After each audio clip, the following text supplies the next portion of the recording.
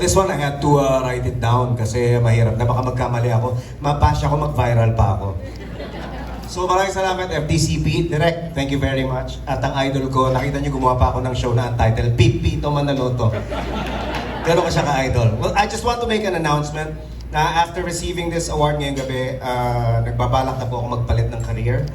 I will probably sign up with Viva Max para mag full-time na ako na sexy star dahil hirap na po ako maging komedyante.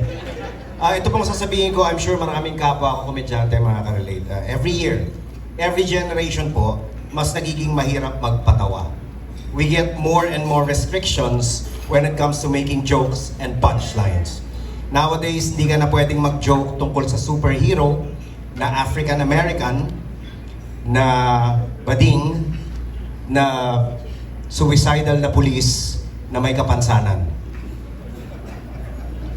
Kahit po ang punchline mo ay tungkol sa pagiging superhero at walang kinalaman sa race, sa gender, sa mental at sa physical health ng isang tao, yun at yun po ang pupunahin ng mga netizens na mga dalubhasa na ngayon.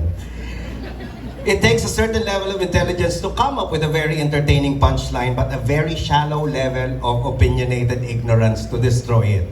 It turns out, it turns out comedy is not as universal as before, and what's funny to some may not be funny to others anymore. Pero ang totoong komedyante po ay hindi magpapapigil. We learn, we adapt, and we persevere.